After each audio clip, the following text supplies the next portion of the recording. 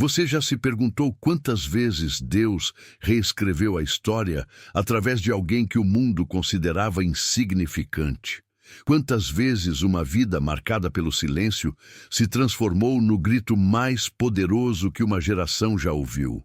Hoje vamos mergulhar numa narrativa que combina dor invisível, estratégia divina e coragem calculada, revelando verdades que arqueólogos e historiadores confirmam página por página, versículo por versículo. Prepare seu coração, porque o que você está prestes a descobrir sobre Esther vai desafiar tudo o que você pensava saber sobre força, sobre silêncio e sobre como Deus opera nos bastidores da história humana. Imagine por um momento uma jovem judia chamada Hadassa, cujo nome significa murta, uma planta conhecida por sua fragrância suave, mas que cresce melhor em lugares escondidos, protegidos da luz direta. Esse detalhe não é coincidência. O nome hebraico Hadassa carrega em si a profecia de uma vida que floresceria nas sombras antes de perfumar um império inteiro. Quando ela assume o nome persa Esther, derivado da palavra que significa estrela ou da deusa Ishtar, já estamos diante de uma mulher vivendo entre dois mundos, carregando duas identidades, escondendo quem realmente é para sobreviver num sistema que não foi feito para ela. Para entendermos a profundidade dessa história, precisamos mergulhar no contexto do Império Persa sob o reinado de Assuero, identificado por historiadores como Xerxes I, que governou de 486 a 465 a.C. Arqueólogos descobriram os restos do Palácio de Suzã, localizado no que hoje é o sudoeste do Irã, cerca de 250 quilômetros a leste da Babilônia. As escavações revelaram uma estrutura impressionante, com salões de colunas, que mediam mais de 60 metros de comprimento, decorados com relevos de leões alados e guardas persas. Este era o cenário de luxo e poder onde Esther viveria seu isolamento dourado. Mas aqui vem algo que especialistas em estudos de gênero e antropologia cultural raramente conectam com a narrativa bíblica. O sistema de harém persa não era apenas um símbolo de poder masculino. Era uma prisão de ouro. Documentos cuneiformes da época revelam que mulheres do harém viviam em aposentos separados, vigiadas por eunucos, sem liberdade de movimento, sem poder falar com o rei, a menos que fossem convocadas. Historiadores explicam que entrar na presença do rei sem ser chamada era punível com morte imediata, a não ser que ele estendesse o cetro de ouro. Isso significa que Esther não vivia apenas num palácio. Ela vivia numa gaiola luxuosa, onde seu silêncio não era apenas estratégia, era condição de sobrevivência. Agora pense comigo. Quantas mulheres ao longo da história carregaram dores que ninguém via, porque o luxo ao redor escondia a prisão interior? Esther estava cercada de servos, joias, perfumes importados, mas completamente sozinha nas decisões que mudariam o destino de todo um povo. Nem Mordecai, seu primo e tutor, poderia entrar no palácio para aconselhá-la no momento crucial. Ela precisaria decidir sozinha se arriscaria a vida aproximando-se do rei para denunciar o genocídio planejado contra os judeus. E aqui está uma das revelações mais impressionantes sobre o livro de Esther, que teólogos e estudiosos notam com espanto. O nome de Deus não aparece nenhuma vez em toda a narrativa. Nenhuma vez. Em hebraico, grego ou aramaico, não há menção direta ao Eterno. Mas olhe a ironia divina nisto. Num livro onde Deus não é nomeado, sua presença é sentida em cada reviravolta impossível, em cada coincidência orquestrada, em cada momento de resgate no último segundo. É como se o Criador estivesse dizendo: mesmo quando você não me vê, mesmo quando parece que estou em silêncio, eu estou operando, tecendo, preparando sua vitória através das escolhas que você acha que está fazendo sozinho. Vamos ao momento crucial que define toda a narrativa. Mordecai descobre o plano de Hamã, o agagita, descendente dos inimigos históricos de Israel, para exterminar todos os judeus no império. A palavra hebraica usada para descrever o decreto de extermínio é shamad, que significa destruição completa, aniquilação sem sobreviventes. Não era apenas um ataque político, era genocídio planejado. Mordecai envia uma mensagem desesperada a Ester. Se você ficar em silêncio agora, socorro e livramento surgirão de outra parte, mas você e a casa de seu pai perecerão. E quem sabe se não foi para um momento como este que você chegou à posição de rainha. Pare e absorva o peso dessas palavras.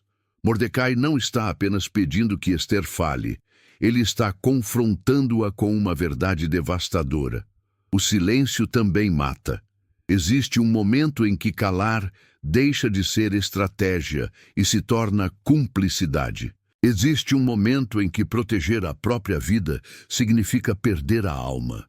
Antropólogos culturais que estudam sociedades patriarcais antigas explicam que mulheres em posições como a de Ester desenvolviam o que chamamos hoje de agência silenciosa. A capacidade de exercer poder sem confronto direto, de mudar sistemas operando dentro das regras deles. Mas havia um limite para essa estratégia. Havia um momento em que o silêncio precisava se transformar em voz, mesmo que isso custasse tudo.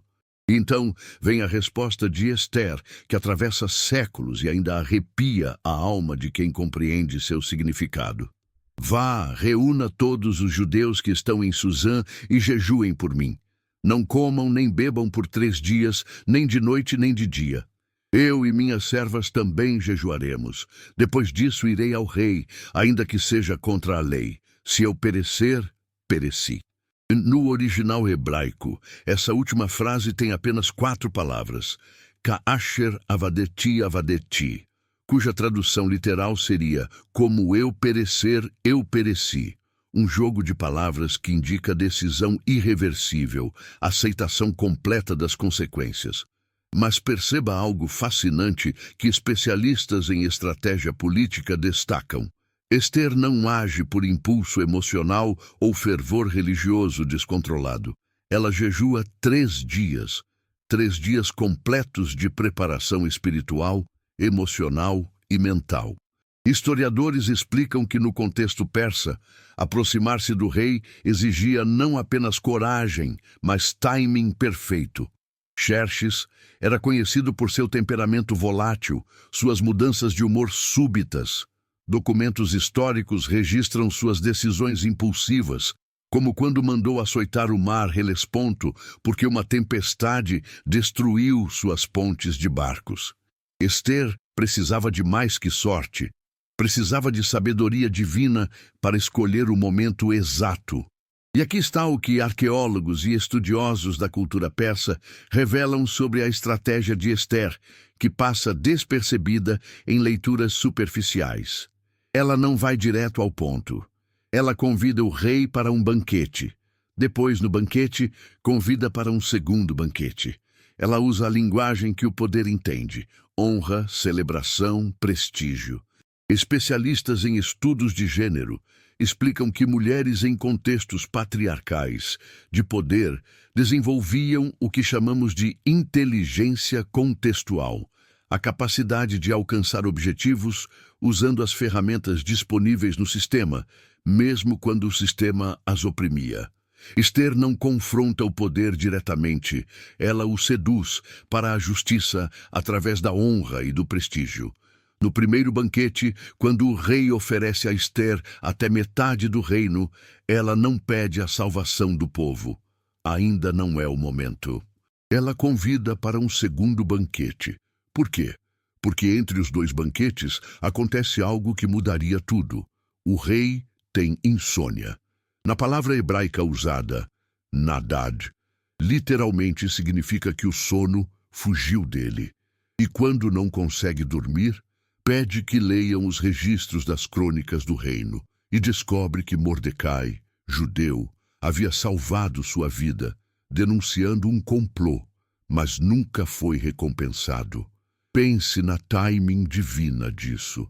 Pense na orquestração impossível de eventos. O rei tem insônia justamente na noite, entre os dois banquetes. Pede especificamente que leiam as crônicas. E as crônicas são abertas exatamente na página que registra o ato heróico de Mordecai.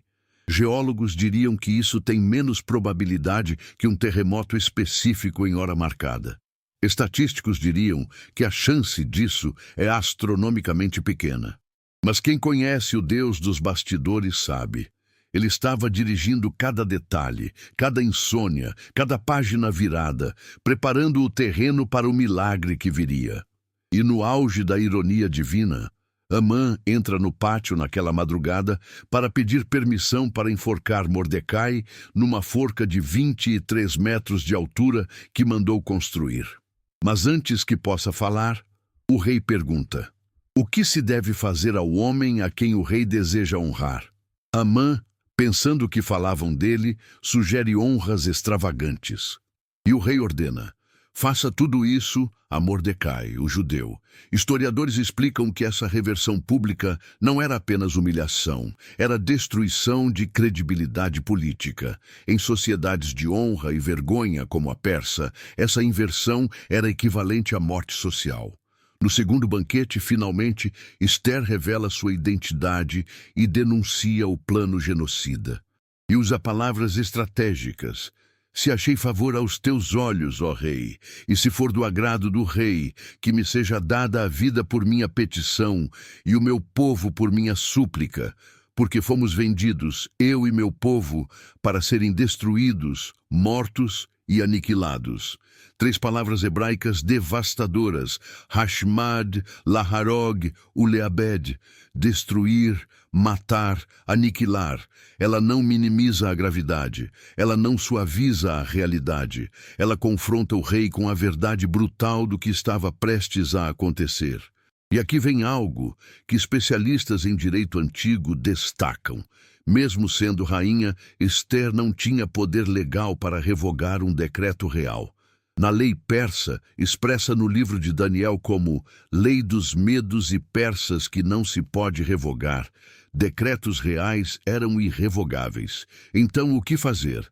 Assuero autoriza que Mordecai e Esther escrevam outro decreto, dando aos judeus o direito de se defenderem. Não era anulação do decreto anterior, era a criação de um novo decreto que o neutralizava. Juristas que estudam sistemas legais antigos explicam que essa era a única saída dentro da estrutura legal persa. Mas vamos à parte da história que raramente exploramos com a profundidade necessária: o preço psicológico que Esther pagou.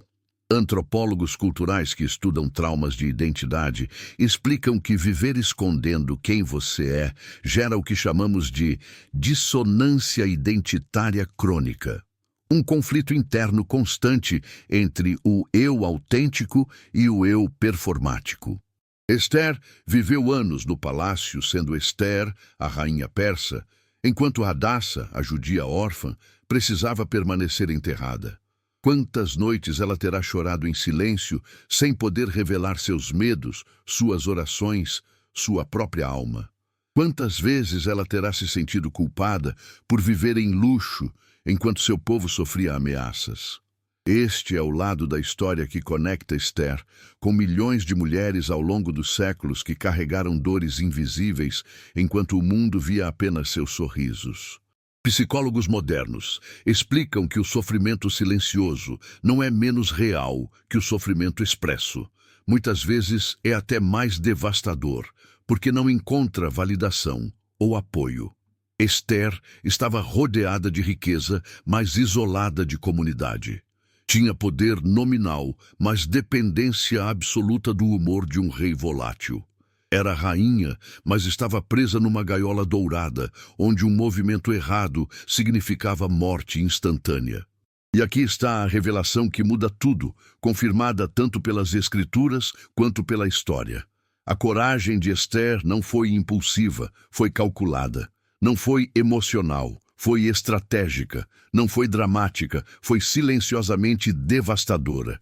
Ela entendeu algo que líderes ao longo da história levaram séculos para aprender. O poder não está apenas em gritar, está em saber quando falar e como falar. Especialistas em liderança organizacional estudam Esther como caso exemplar de inteligência emocional aplicada a contextos de poder. Ela leu o ambiente, entendeu as personalidades envolvidas, usou timing perfeito e linguagem adequada para transformar uma situação impossível em vitória completa. Mas nunca esqueçamos, antes de salvar o povo, Esther precisou se tornar Esther. Precisou passar pela transformação interna de órfã insegura para a mulher que decide seu próprio destino. De passiva receptora de ordens para agente ativa da história, de silenciosa por medo para silenciosa por estratégia. Essa jornada interior raramente é comentada, mas é o verdadeiro milagre da narrativa. O decreto real salvou os judeus fisicamente, mas a transformação de Esther salvou a própria Esther espiritualmente. Teólogos notam algo profundo sobre a providência divina no livro de Esther. Deus age através de decisões humanas, não apesar delas. Ele não enviou anjos, não abriu o mar, não fez fogo cair do céu. Ele usou insônia de rei, leitura de crônicas, banquetes estratégicos, coragem de uma mulher. O sagrado operou através do cotidiano político. O milagre se vestiu de coincidência orquestrada. E talvez esse seja o maior ensinamento. Deus não precisa aparecer de forma espetacular para estar operando de forma sobrenatural. Pense em quantas vezes você achou que Deus estava em silêncio, quando na verdade Ele estava nos bastidores, tecendo vitórias que você só enxergaria depois.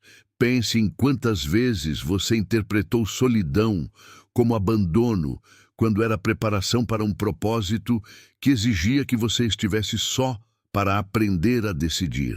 Pense em quantas vezes seu silêncio não foi fraqueza, mas sabedoria divina te protegendo até que chegasse a hora de sua voz ecoar com autoridade que mudaria destinos. A história de Esther nos ensina que subestimação não determina destino. O palácio pode te considerar insignificante, mas se Deus te colocou ali, há um propósito maior se desdobrando. A dor pode ser silenciosa, mas isso não significa que seja menor. Muitas vezes, as dores mais profundas são aquelas que ninguém vê, que você carrega sozinho enquanto o mundo vê apenas seu sorriso.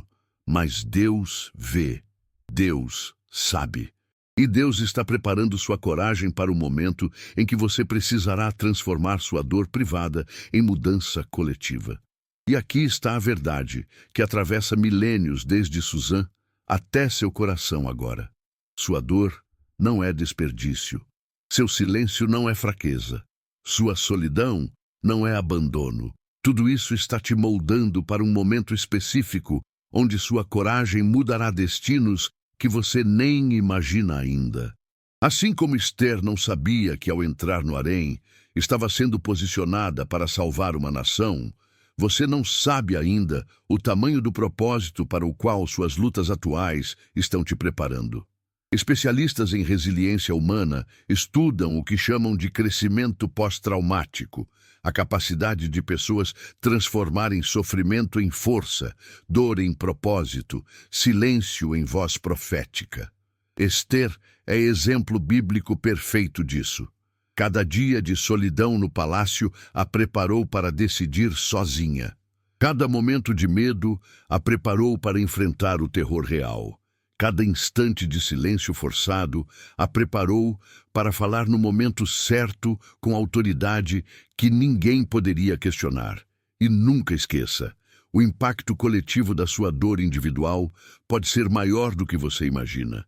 Uma decisão que você toma em silêncio, chorando sozinho, pode desencadear libertações que alcançarão gerações.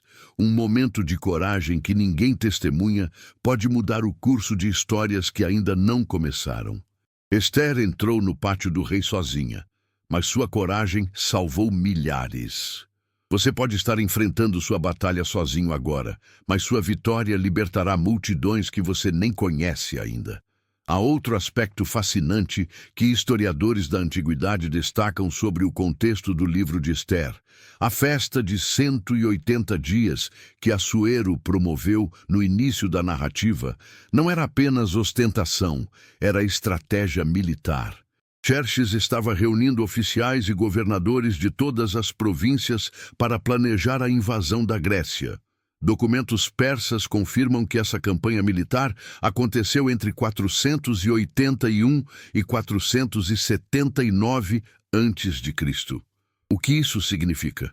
Que enquanto Ester estava sendo preparada no palácio, o império estava mobilizando recursos para uma guerra que resultaria na derrota humilhante na Batalha de Salamina.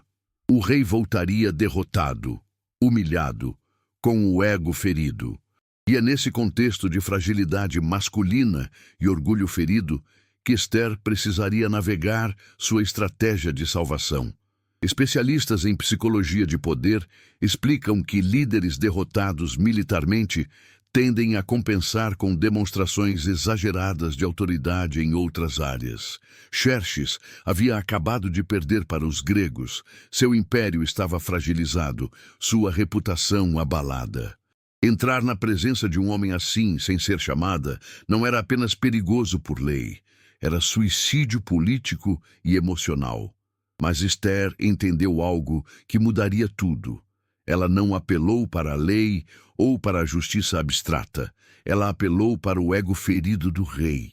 Ela se apresentou como vítima, não como acusadora. Ela pediu sua própria vida, não exigiu justiça para seu povo. Essa inversão retórica é genial. E vamos falar sobre algo que antropólogos culturais consideram revolucionário na narrativa de Ester. Ela transforma o privado em político sem perder a humanidade.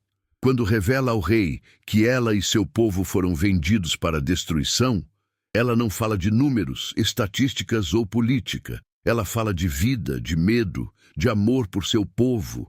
Ela humaniza o genocídio planejado, transformando-o de decreto abstrato em tragédia pessoal. Estudos modernos sobre retórica persuasiva mostram que histórias pessoais convencem mais que dados estatísticos.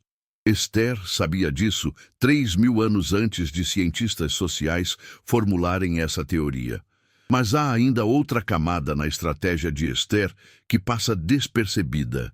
Ela não pediu a morte de Amã. Ela simplesmente revelou a verdade e deixou que o rei decidisse. Essa é sabedoria profunda. Ela não se colocou como juíza, apenas como testemunha. Não exigiu vingança, apenas expôs a injustiça. E o rei, sentindo-se traído por Hamã, que havia enganado sua confiança, tomou a decisão por conta própria. Especialistas em negociação explicam que permitir que a outra parte chegue à conclusão sozinha é mais eficaz que impor conclusões. Ester era mestra nisso. E considere o timing do jejum de 3 dias que Ester pediu. No contexto judaico, 3 dias têm significado profundo de morte e ressurreição. Jonas ficou 3 dias no ventre do grande peixe. Jesus ficaria 3 dias no túmulo. Ester estava simbolicamente morrendo para sua antiga vida e ressuscitando para seu propósito. Teólogos explicam que esse período não era apenas preparação espiritual. Era a morte simbólica da Ester passiva e nascimento da Ester profética. Ela entrou no jejum como rainha ornamental, saiu como libertadora de nações. Arqueólogos que estudaram os restos do Palácio de Suzã descobriram algo impressionante sobre a arquitetura do pátio interno onde Ester teria entrado. A distância do portão até o trono era de aproximadamente 50 metros. 50 metros onde cada passo poderia ser o último. 50 metros sendo observada por guardas armados com ordens de matar qualquer intruso não convocado. 50 metros carregando o peso de um povo inteiro nas costas. Imagine a coragem necessária para dar o primeiro passo, depois o segundo. Depois, cada passo subsequente, sabendo que a qualquer momento o rei poderia simplesmente olhar para o lado e você estaria morta. E aqui está algo que raramente conectamos. Esther viveu o que psicólogos modernos chamam de síndrome do impostor, em nível extremo. Ela era judia num palácio persa, órfã numa corte de nobres, mulher num mundo de decisões masculinas. Cada dia ela precisava provar que merecia estar ali, sabendo que sua identidade verdadeira, se revelada no momento errado, a destruiria. Estudos mostram que pessoas que vivem escondendo partes fundamentais de si mesmas desenvolvem ansiedade crônica, hipervigilância constante, exaustão emocional profunda. Esther não estava apenas enfrentando uma crise externa com Hamã, estava enfrentando anos de trauma acumulado de viver dividida entre duas identidades. Historiadores também destacam o papel das servas de Esther, que são mencionadas no texto, mas raramente exploradas. Essas mulheres jejuaram com ela. Essas mulheres conheciam sua identidade judaica. Essas mulheres arriscavam suas próprias vidas, mantendo o segredo. A salvação nunca é tão individual quanto pensamos. Sempre há uma comunidade sustentando, orando, arriscando junto. Esther estava sozinha diante do rei, mas não estava sozinha na fé. Suas servas eram sua rede de apoio invisível, seu sistema de sustentação emocional. E vamos falar sobre Vasti, a rainha anterior, que foi deposta por recusar aparecer na festa do rei. Estudiosos feministas notam uma conexão profunda entre as duas rainhas. Vasti perdeu a coroa por dizer não quando deveria obedecer. Esther arriscou a vida por dizer sim quando poderia ter ficado em silêncio. Duas mulheres, dois tipos de coragem, dois momentos históricos. Mas ambas pagaram preços altíssimos por suas escolhas. A diferença é que o momento de Vasti não havia chegado. O momento de Esther estava maduro. Timing divino determina se coragem vira martírio ou vitória. Considere também o contraste psicológico entre Amã e Esther. Amã construiu uma forca de 23 metros de altura para Mordecai. 23 metros. Especialistas explicam que essa altura era pura ostentação, puro sadismo. Ele queria que todos vissem a execução de longe. Queria humilhação pública máxima. Isso revela ego inflado, necessidade doentia de validação externa. Esther, por outro lado, trabalhou em silêncio, planejou em segredo, agiu sem espetáculo. Ela não construiu monumentos à sua coragem, simplesmente teve coragem. A verdadeira força não precisa de plateia, apenas de convicção. E há algo profundamente relevante para a nossa geração nas redes sociais. Esther poderia ter exposto Amã publicamente, criado drama no palácio, mobilizado multidões. Mas não fez nada disso. Ela usou os canais apropriados, respeitou a hierarquia de poder enquanto a subvertia, alcançou justiça sem criar caos desnecessário. Especialistas em mudança social explicam que transformações duradouras raramente vêm de explosões dramáticas, vêm de estratégias sustentáveis que mudam estruturas de dentro para fora. Esther foi revolucionária sem ser destrutiva, transformadora sem ser caótica. Pense também no papel do jejum coletivo que Esther pediu.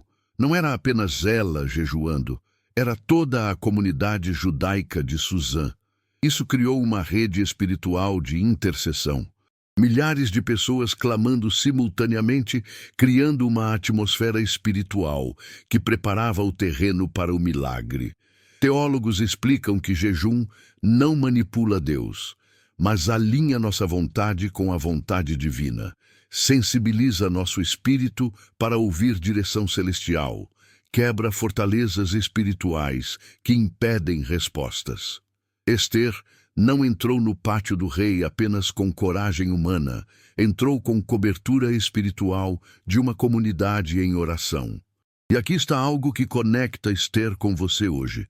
Quantas vezes Deus te posicionou em lugares estratégicos, mas você não percebeu ainda? Quantas vezes Ele te deu influência, acesso, relacionamentos que pareciam coincidência, mas eram preparação? Esther não sabia quando entrou no harém que estava sendo posicionada para salvar uma nação. Ela pensava que estava apenas sobrevivendo. Mas Deus estava dirigindo cada detalhe, preparando cada conexão, orquestrando cada circunstância para que no momento certo, a pessoa certa estivesse no lugar certo, com a coragem certa. Amado, se hoje você se sente subestimado no lugar onde Deus te colocou, lembre-se, Esther era órfã no maior império do mundo. Se você está carregando dor que ninguém vê, lembre-se, o palácio de Esther tinha luxo, mas ela vivia em prisão invisível. Se você se sente sozinho nas decisões mais importantes, lembre-se, nem Mordecai pôde entrar com Esther no momento decisivo, mas Deus estava ali. Deus estava nos bastidores. Deus estava tecendo cada detalhe da vitória impossível. Então hoje eu te convido. Aceite que seu silêncio pode ser estratégia divina. Reconheça que sua dor está te moldando para propósito maior. Abrace a verdade de que sua solidão é preparação, não abandono. E quando chegar seu momento, e você vai saber quando chegar, tenha a coragem de dizer como Esther: se eu perecer, pereci, porque existe vida pior que morte, existe morte em vida, que é viver sem coragem de cumprir o propósito para o qual você nasceu. Que o Deus de Esther, que opera em silêncio, mas nunca está ausente, que age nos bastidores, mas nunca está distante, que transforma órfãs em rainhas e silêncios em vitórias, te fortaleça para o momento em que sua coragem mudará o destino coletivo. Que em nome do Senhor Jesus Cristo, através de quem todas as promessas de Deus são sim e amém, você encontre força para enfrentar seus medos e cumprir seu chamado. Que para a glória de Deus Pai, que tece histórias impossíveis através de vidas disponíveis, sua dor se transforme em propósito e seu silêncio se transforme em voz profética que libertará cativos e mudará gerações. Se esta revelação tocou seu coração como tocou o meu quando mergulhei nessas verdades que Deus preservou através dos séculos, compartilhe esta palavra. Alguém precisa ouvir hoje que subestimação não é sentença final, que silêncio pode ser estratégia e que Deus está nos bastidores preparando vitórias impossíveis para quem tem coragem de crer. Amém e amém.